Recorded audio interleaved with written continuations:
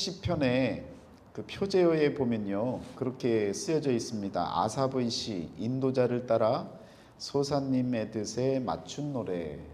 소사님의 뜻, 이게 뭔 줄 알아야 여러분 이 시편의 내용이 어떻게 굴러가는지를 좀 이해하지 않겠습니까?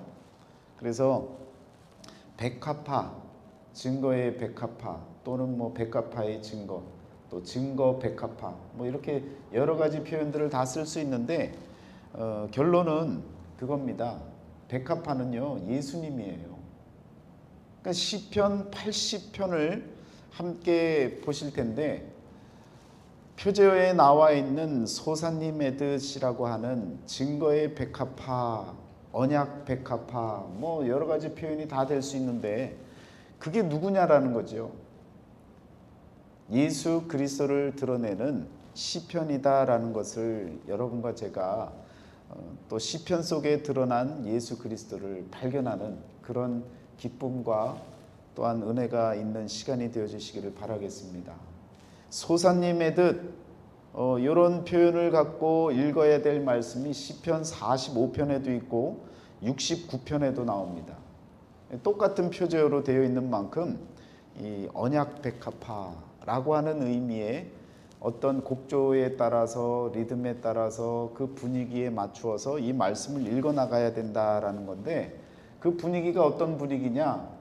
예수 그리스도를 만나고 예수 그리스도를 노래하는 마음으로 함께 이 시편을 읽어 나가시면 된다라는 겁니다. 그런데 보세요. 시편은 예언자적인 표현이 담겨져 있는 시이며 노래이며 정말 곡조가 있는 그런 찬양의 소리들입니다. 그런데 시편을 적을 때에는 그 대상이 예수 그리스도시다 라고 하는 것을 알았겠습니까? 몰랐습니다. 몰랐는데 하나님께서 주시는 영감, 그 은혜를 통해서 적어 나갔더니 그 내용의 그 대상이 누구냐? 바로 예수 그리스도를 나타내주는 표현들이다라는 겁니다. 그런데 참 아이러니한 것은 유대인들은 그 예수 그리스도를 받아들이질 않아요. 지금까지도 받아들이지를 않고 구약에 나타난 메시아, 그 메시아만을 기다리고 있는데 그분이 예수 그리스도라는 사실을 알지를 못하는 거예요. 이게 참 가슴을 치고 답답할 일이죠. 그러나 저와 여러분들은 시편 80편에 나와 있는 그 대상이 누구인지를 분명히 알고 또 그분을 찬양하고 그분과 함께 하나님께 찬송과 영광을 올려드릴 수 있는 그런 믿음의 눈이 열려져야 될 줄 믿습니다. 오늘 말씀에 보면 귀를 기울이소서, 빛을 비추소서, 주의 능력을 나타내사 우리를 구원하러 오소서, 이런 표현들이 나옵니다. 여러분, 귀를 기울여 달라는 얘기는 뭡니까? 많은 소리가 있는 거예요. 그 중에 나의 소리를 들어달라는 거예요. 많은 기도의 소리가 있습니다. 그 중에 간절한 이 마음을 받아달라는 거예요. 빛을 비춰달라는 건 뭡니까? 지금 우리의 상태가 어떻다는 거예요? 어둡다는 거예요. 밝지 않다는 거예요. 캄캄한 현실이라는 겁니다. 더불어 희망이 없는 그런 삶을 살아가고 있다는 거예요. 그런 상황에 빛을 비추소서라고 고백하고 있습니다. 더불어서 주의 능력을 나타내 달라는 건 뭐예요? 내게 아무런 힘이 없고 기력이 없는 그런 상태에 놓인 상황을 맞이한 것입니다. 더불어 우리를 구원하러 오소서라고 하는 이 구원의 문제를 이야기하듯이 갇혀진 상황, 닫혀져 있고 눌리고 억눌리는 억압된 그런 상황 속에서의 간절한 마음을 하나님 앞에 나타내고 있습니다. 그래서 이 시편 80편은요, BC 722년에 아수르가 북이스라엘을 침범하고 그리고 정복했을 때의 그 상황을 이야기했다라고 하는 이 역사적인 배경을 갖고 있습니다. 그런데요, 더 큰 역사적인 배경으로 보자면 모든 시대에 환란이 일어납니다. 오늘 저와 여러분들에게도 환란은 끊임없이 찾아옵니다. 그 가운데 우리가 할 수 있는 것은요, 우리를 구원해 달라고, 우리에게 빛을 비추어 달라고 우리의 기도에 응답해 달라고 기도하는 것, 그것이 우리의 해야 할 고백이고 우리가 해야 할 기도의 내용이라는 것입니다. 그것을 응답해 줄 분이 누구냐는 거예요. 바로 백합화가 되시는 예수 그리스도, 그분만이 우리를 구원해 줄 수 있는 구원자가 될 수 있다는 것입니다. 여러분, 시편 80편을 읽어나가면서 첫 글자가 요셉이라고 하는 요셉의 이름을 거론하고 있습니다. 도대체 예수님을 설명해야 되는데 왜 요셉이 나왔는지, 또 요셉을 양떼같이 인도하시는 이스라엘의 목자여 귀를 기울이소서. 요셉을 양떼처럼 이끄는 이스라엘의 목자라는 이 표현, 양떼를 살리려고 목자가 이끕니까? 죽이려고 이끕니까? 살리려고 이끄는 거예요. 살 길로 인도하시고 생명의 길로 인도하시는 그런 하나님, 그 하나님께서 요셉을 양떼같이 인도해 주셨다는 거예요. 요셉을 통해서 구원의 길을 안내해 주고 있다는 것입니다.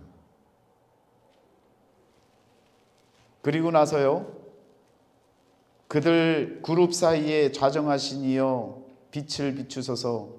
2절에 나오는 이 표현을 보시길 바랍니다. 에브라임과 베냐민과 므낫세 앞에서 주의 능력을 나타내사 우리를 구원하러 오소서. 많은 사람 가운데 왜 에브라임과 베냐민과 므낫세를 거론하느냐라는 것입니다. 이것이 어떻게 구원과 관련된 이야기의 내용이 될 수 있느냐라는 거예요. 여러분, 그냥 찬양의 시니까 좋은 소리겠지 하고 지나갔다면 오늘 그렇게 거론되어진 그 이름들의 의미를 저와 여러분들이 좀 알고 이 찬양을 통해서 예수 그리스도를 발견하는 그런 시간이 되시기를 축원합니다. 여러분, 요셉의 어머니가 누구예요? 라헬입니다. 라헬의 남편은 누구예요? 야곱입니다. 그런데 야곱이 라헬을 만나기 전에 누구를 또 만났어요? 레아, 라헬의 언니인 첫째 딸, 라반의 첫째 딸인 레아를 만나게 되죠. 그런데 이 레아를 통해서 7년 동안 그 외삼촌에게 속아갖고 7년 동안 레아와 살면서 자식을 낳으면서 7년 동안 일하면 라헬도 주겠다고 해서 라헬을 얻잖아요. 그리고 나서 요셉과 누구를 낳아요? 베냐민을 낳게 됩니다. 그러면 오늘 나온 본문의 이 이름들이 누구의 자녀인지를 한번 보세요. 요셉 나왔죠? 베냐민 나왔죠? 그리고 에브라임과 므낫세가 나오죠? 에브라임과 므낫세는 누구의 자식이에요? 예, 요셉의 자식입니다. 그런데 이 요셉의 자식이 나왔는데 이 요셉의 자식을 누가 걷어가요? 야곱이 자신의 족보에다가 집어넣어 버립니다. 그래서 요셉은 자식이 없어져 버리는 거예요. 법적으로 호적을 파가갖고 할아버지 그 족보에 손주들을 다 집어넣어 버린 거예요. 그리고 나서 요셉에게는 뭐라고 합니까? 이후에 나는 자식들을 네가 다 가져라. 그런데 여러분, 그렇게 이야기를 해줬는데 요셉이 그 다음에 자식이 있습니까? 없습니까? 없어져. 성경상에 나타난 요셉의 자식이 없습니다. 그럼 야곱이 하나님의 뜻을 따라서 요셉에게 했던 그 대언적인 말씀이 다 거짓말입니까? 아니라는 거예요. 그럼 분명히 이유가 있을 것 아닙니까? 여러분, 레아라고 하는 첫째 딸이 낳은 라반의 첫째 딸 레아라고 하는 이름은 암소의 의미를 갖습니다. 라헬은요, 암양. 어느 게 귀여워요? 소가 귀엽습니까? 양이 귀엽습니까? 여러분, 소가 이렇게 송아지가 갓 태어나면 그것도 귀여워요. 그런데 그 소가 한 2시간 안에 벌떡 일어서고 그냥 막 쑥쑥 성장하잖아요. 그리고 멀뚱히 서 있는 모습을 보면 귀엽다는 생각은 별로 안 들어요. 그냥 듬직할 뿐이죠. 그래서 그래서 그랬나 봐요. 여러분, 첫째 딸이 그 집에 뭡니까? 미천이라고 그러죠. 재산의 미천이라고 이야기를 할 정도로 첫째 딸이 나면 그냥 재산이 되어지는 거예요. 큰 재산이 되어지는 거예요. 여기 앉으신 첫째 딸이 있으면 그냥 그 집안의 기둥이고 재산의 미천입니다. 그 가정의 미천이에요. 절대로 첫째 딸로 인해서 무너지지 않습니다. 그런데 이 첫째 딸이요, 레아가 성경에 보니까 레아가 안력이 부족했다 그랬어요. 시력이 안 좋다 그랬습니다. 그리고 라헬은 곱고 아리따우니, 그래서 야곱의 마음이 라헬에게 갔나 봐요. 그리고 또 레아는요, 총이 없다고 이야기를 합니다. 개역 한글 성경에 보면 창세기 29장 31절에 총이 없음을 보시고 그의 태를 여셨으나 라헬은 무자하였더라. 그러니까 라헬은 총이 있었던 거예요. 권총이 아니라 사랑을 받는, 또 이렇게 지혜가 있는 그런 총을 얘기하는 겁니다. 그래서 레아는 총이 없어서 자식이 있었어요. 그런데 라헬은 반대로 총이 있어서 무자했다라는 거예요. 그러니까 하나님을 깨달을 수 있는 그러한 그 지혜, 사랑을 받을 수 있는 그런 조건들이 라헬에게 있었다는 겁니다. 그래서 라헬이 아이를 낳기 전에 레아가 아이를 쑥쑥 그냥 순풍순풍 낳잖아요. 그래서 첫째 누구를 낳습니까? 르우벤을 낳고, 둘째는 시몬을 낳고, 셋째는 뭐 남의 집 가족 가계부를 뭐 이해할 이유도 없죠. 셋째는 레위를 낳고, 넷째는 유다를 낳습니다. 뭐 그 다음 다섯째는 뭐 이사가를 낳고, 여섯째는 스불론을 낳고, 이렇게 낳아요. 차례차례 낳는데 여러분, 낳으려면 한 넷까지는 낳아야 될까 봐요. 왜 그런 줄 아십니까? 첫째 르우벤이라고 하는 말의 의미는요, 보라 아들이라 라는 거예요. 이 르우벤의 이 의미를, 레아는요, 첫 번째 문제가 있었던 것이 시력이 안 좋다는 것 아니었습니까? 그러니까 첫째 아들을 낳으면서 보아라 아들이라 그러면서 르우벤이라고 하는 이름을 지어줬는데, 보다라고 하는 뜻의 라라고 하는 그 어근에서 르우벤을 그 이름을 지었습니다. 그러니까 시력의 문제를 해결받았다, 이 아들을 통해서 내가 기쁨을 누린다, 그런 마음으로 이제는 볼 수 있다라고 하는 그런 마음의 소망을 갖고 르우벤을 낳았다는 거예요.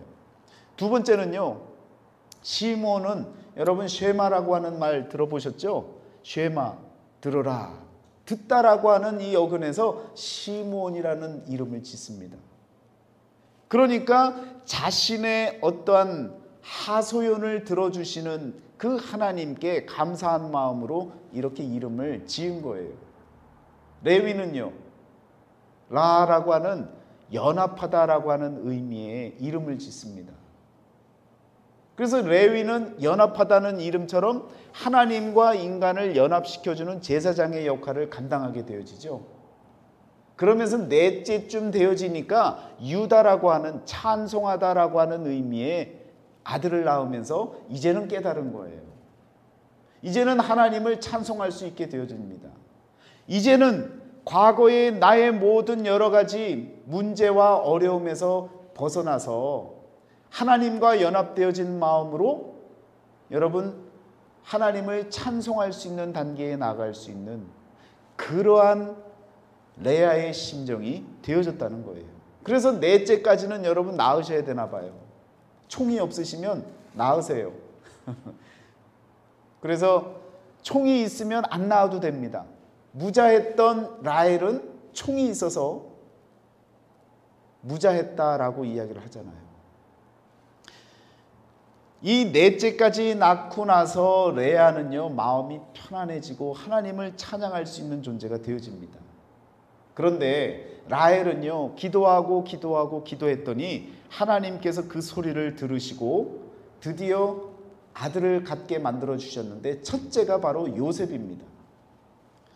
여러분, 이 요셉이라고 하는 이 이름은요, 더하다라는 말을 갖고 있습니다. 더하다. 또 빼고 더하다. 어근으로 보면 빼다라는 말도 들어가고 더하다라는 말도 들어가는 거예요. 그래서 빼고 더하다라는 말이 요셉의 이름의 의미입니다. 왜 이름의 의미가 중요하느냐? 그와 같이 살았기 때문에, 하나님께서 그 이름을 주시고 그 이름대로 역사를 이루어 가시기 때문에 여러분, 그 이름을 잘 알고 계셔야 된다는 거예요. 그러면 무엇을 빼고 무엇을 더하느냐라고 하는 것이 아주 중요합니다.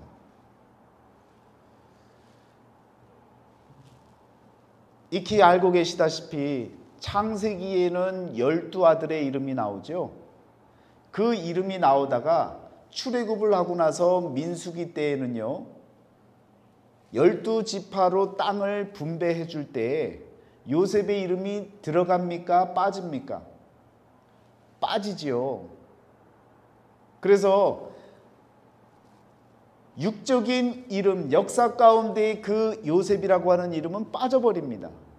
그런데 그 이름이 민수기 1장에 나오는 그 12지파 가운데 에브라임과 므낫세가 대신 들어가고 요셉과 그리고 레위가 빠져버리죠. 그래서 레위는 각 지파마다 들어가서 제사장 직분을 감당하면서 그냥 더불어 연합해서 살게 되어집니다. 그러면 딱 한 사람이 빠진 거예요. 그 사람이 바로 요셉입니다. 그 요셉의 이름처럼 빼버렸어요. 그런데 다시 더합니다. 어디에 더해요?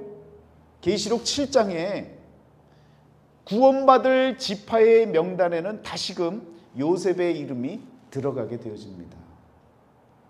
그래서 들어갔던 그 요셉의 이름에 관해서는 지난 설교 영상에 잘 나와 있습니다. 그 영상 말씀을 보시면서 그 이유를 한번 확인해 보시기를 바라요.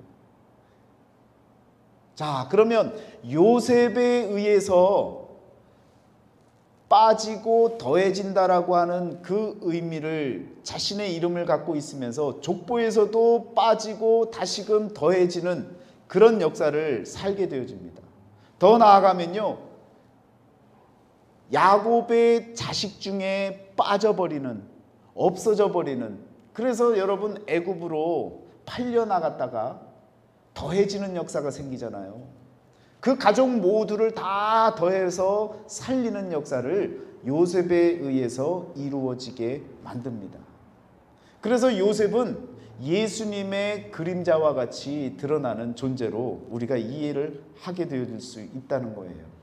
또 그의 무덤이 애굽에 묻혀지게 되어지는데 그 뼈가 무덤에서 어떻게 돼요? 없어지죠. 없어져서 어떻게 더해져요? 가나안 땅에 더해지게 되어집니다. 그것이 창세기, 출애굽기, 레위기, 민수기, 신명기, 여호수아까지 해서 여호수아에 의해서 마지막 24장에 보면요, 32절, 그 32절에 이 요셉의 뼈를 갖고 가나안 땅에 들어가는, 그래서 모세도 마찬가지로 이 요셉의 뼈를 들고 다녔고요, 그의 후계자 여호수아도 그의 뼈를 들고 다니고, 그리고 나서 가나안 땅에 들어가서 4대 만에 돌아오리라 라고 하는 하나님의 언약의 말씀을 성취시키는 역사를 일으키게 되어집니다. 그래서 요셉은요, 더하고 또 빠지고 더하고 하는 그 역사 가운데 하나님의 역사를 온전히 이루는, 마찬가지로 예수 그리스도께서 이 땅에 오셔서 자신을 희생시키시고 또 다시 더해지는 부활을 통해서 많은 생명을 얻게 되어지는 그 역사를 마치 요셉이 보여준 그림자와 같은 역사를 통해서 깨닫게 만들어 주신다는 말씀입니다. 그러니까 요셉의 이름조차도 얼마나 귀한지 모릅니다. 그런데 그 동생은, 베냐민이라고 하는 이 동생은 슬픔의 아들이에요. 이름이 슬픔의 아들. 왜 슬픔의 아들이냐? 라헬이요, 열심히 남편을 따라 가족과 함께 삶의 터전을 옮기다가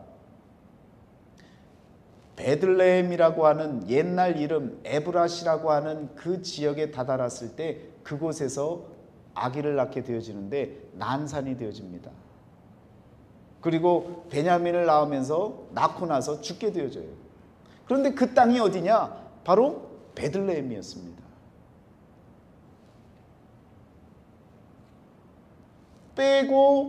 요셉을 빼고 그리고 베냐민을 더해서 그리고 나타낸 그 자리가 어디였느냐면 베들레헴. 여러분, 암양이 새끼 양을, 어린 양을 낳은 자리가 어디예요? 베들레헴이에요. 우리 주님이 오셔서 다른 어떤 양도 아닌 어린 양이 되어지시고 희생양이 되어지지 않습니까? 구약은요, 모든 이름과 모든 역사와 모든 환경과 상황을 통해서 예수 그리스도만을 끊임없이 드러내고 있다는 것입니다. 참 재미있고도 신기하고 신통방통한 것 아닙니까? 그래서 슬픔의 아들을 낳았어요. 그 아들은요, 죽어야 되는 거예요. 그 아들이 장차 죽어야 되는데 그 아들이 누구냐? 바로 예수님이, 베들레헴에서 나실 그 어린 양이, 슬픔의 아들, 사람의 눈으로 볼 때는 슬픔의 아들 같지만 그러나 그 아들로 인해서 죽음으로 인해 다시 사는 역사가 예수 그리스도를 통해서 일어나게 되어진다는 말씀입니다. 여러분, 그래서 에브라임과 므낫세 이 두 아들을 요셉이 낳고 나서 요셉은요 더 이상 아이를 낳지 않게 되어지는데, 야곱이 두 아들을 자신의 그 족보에 입적을 시키면서 두 자식에게, 에브라임과 므낫세에게 땅을 분배시켜주고 더불어서 민족을 이루게 만드는데, 여러분 끝으로 나아가면요, 이 에브라임 족속을 통해서 사실은 이 에브라임을 통해서 예수 그리스도가 우리에게 나타나게 하시고, 그리고 마지막 때에 생명책에 기록되어질 수없이 많은 이방인들을 향해 열려진 구원의 소식을 허락해 주시는 은혜가 바로 이 에브라임을 통해서 일어나게 되어지는 것입니다. 그러니까 여러분, 오늘 말씀에 나오는 이 명단, 요셉과 베냐민, 므낫세와 에브라임이라고 하는 이 네 명을 통해서 사실은요 구원의 길로 인도해 주시는 이스라엘의 목자 되시는 하나님의 놀라우신 구원의 섭리가 이루어지고 있다라는 것입니다. 자, 그러면 여러분, 이런 관계를 통해서 여러 가지 이야기를 우리가 이해를 하게 되어지는데요, 한번 룻기서 4장을 한번 보시길 바랍니다. 성문에 있는 모든 백성과 장로들이 이르되 우리가 증인이 되나니 여호와께서 내 집에 들어가는 여인으로 이스라엘의 집을 세운 라헬과 레아 두 사람과 같게 하시고 내가 에브라스에서 유력하고 베들레헴에서 유명하게 하시기를 원하며 여호와께서 이 젊은 여자로 말미암아 내게 상속자를 주사 내 집이 다말과 유다에게 낳아준 베레스의 집과 같게 하시기를 원하노라 하니라. 보아스와 룻이요 우여곡절 가운데 결혼을 하게 되어지잖아요. 그랬을 때에 모든 백성과 장로들이 나와서 그들을 축복을 해주는데 이와 같이 축복을 해주고 있는 겁니다. 그런데 여기에도 누가 나와요? 이스라엘의 집을 세운 라헬과 레아 두 사람과 같게 해달라는 거예요. 민족의 어머니로 또 큰 민족을 이룰 그런 훌륭한 어머니가 되게 해달라는 거죠. 룻을 통해서 그런 역사를 이루어 달라는 거예요. 그래서 그런 역사가 어떻게 일어납니까? 보아스가 누구의 아들이었어요? 라합의 아들이었습니다. 살몬과 라합이 함께 보아스를 낳게 되어지죠. 이 보아스가 룻과 함께 더불어서 오벳을 낳고, 오벳은 누구를 낳아요? 이새를 낳고, 이새는요 다윗을 낳게 되어집니다. 그래서 통일 이스라엘을 형성하게 되어지는 그 다윗의 큰 고조부가 되는 거죠. 보아스가. 그러한 일들의 축복의 말씀대로 이루어지는 역사가 이루어지게 되어집니다. 그러면서 내가 에브랏에서 유력하고, 에브랏은 베들레헴의 옛 이름이라고 했잖아요. 그러니까 베들레헴은 한 고장이라고 한다면 에브랏은 조금 더 포함되어진 넓은 지역의 의미를 갖습니다. 그러니까 베들레헴에서 유명하게 하시기를 원하며, 보아스와 룻의 관계를 통해서 베들레헴에서 유명하게 하시기를 원하며, 가장 유명해진 건 누구예요? 예수님이죠. 목사가 물어보면 무조건 예수님이에요. 예수님이 베들레헴을 통해서 유명해지고 유력 인사가 되어지지 않습니까? 그래서 더불어서 룻과 보아스도 기억하게 되어집니다. 그래서 여러분, 축복의 말씀대로 다 이루어지는 거예요. 그러면서 12절에 나온 것처럼 내 집이, 내 몸이 다말과 유다에게 낳아준 베레스의 집과 같게 되기를 원하노라. 여러분, 여기서 또 다말과 유다가 나오잖아요. 다말과 유다 얘기가 창세기 몇 장에 나오냐면 창세기 38장에 나옵니다. 그런데요, 참 기가 막힌 건 37장과 39장을 딱 연결해서 보면 이야기가 딱 맞잖아요. 38장은요, 갑자기 집어넣은 전혀 상관없는 이야기의 내용입니다. 그런데 37장과 39장 사이에 그 38장의 이야기를 넣어놨다고요. 왜 넣어놨습니까? 요셉의 이야기를 한참 진행해 오다가 보디발의 집에 팔았더라 라고 하고 끝납니다. 그리고는 39장에는 애굽에서부터의 이야기가 시작이 되어져요. 그런데 그 사이에 유다와 다말의 이야기가 들어가는 거예요. 왜 들어갑니까? 요셉의 이름이라고 하는 그 이름, 그 이름에 주어질 자식이 누구인지를 한번 스쳐 지나가게끔, 알게끔, 깨닫게끔 해주는 것이 성경의 비밀이라는 거예요. 전혀 문맥에 안 맞게 창세기 38장이 끼어듭니다.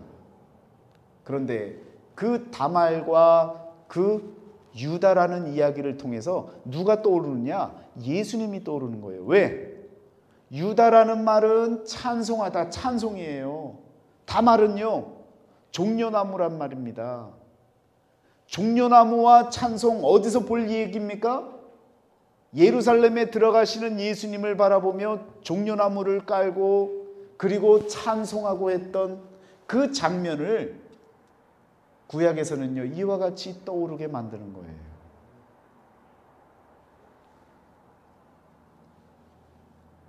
그래서 성경을 쭉 읽어가시다가 의문도 없이 그냥 읽어가시잖아요. 그러면 안 돼요. 이게 왜 갑자기 얘기가 여기서 나오지? 한 번은 생각을 하셔야 되는 거예요. 왜 이야기가 여기서 나왔을까? 왜 창세기 38장이 여기에 끼어들었을까? 유다와 다말의 이야기였으면 유다 이야기를 한참 할 때 했으면 되는데 왜 여기다가 했을까? 라고 하는 그런 궁금증을 여러분들이 갖고 한번 말씀을 읽어 나가셔야 된다라는 겁니다.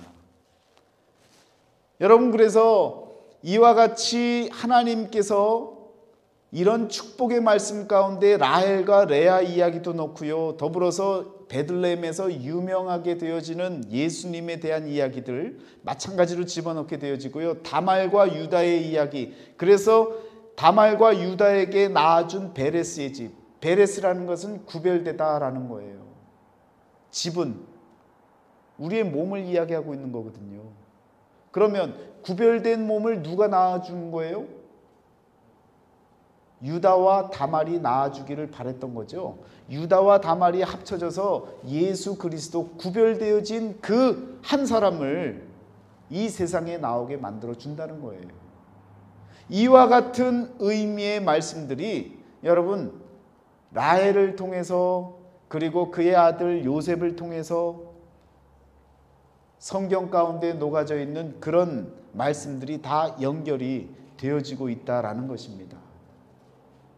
여러분, 그래서 오늘 말씀에 요셉을 양떼같이 인도하시는 이스라엘의 목자여 라고 하면서 구원의 길로 인도하시는 그 하나님을 분명하게 우리들에게 소개를 하고 있는 거예요.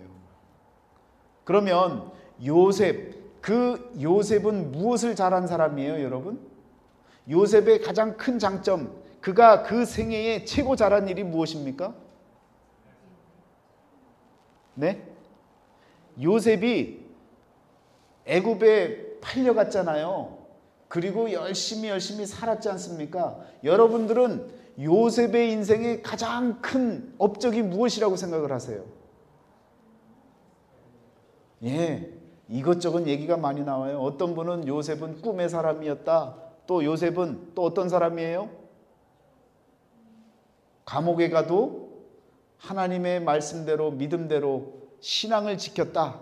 또 이스라엘 백성들을 꿈을 통해서 총리가 되어지는, 그리고 이스라엘 백성들을 70명이 되는 그 이스라엘 자신의 민족을, 자신의 가족을 다 이끌고 올 수 있는 그런 구원자 역할을 했다. 또 어떤 업적이 있어요?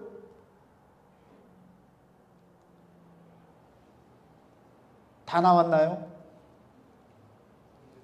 여러분, 요셉의 가장 큰 업적은요, 그게 아니에요. 우리가 알고 있는 그런 눈에 보여지는 삶을 통해서 이루었던 그런 것이 그에게 가장 큰 업적이 아닙니다. 히브리서 11장을 한번 보세요.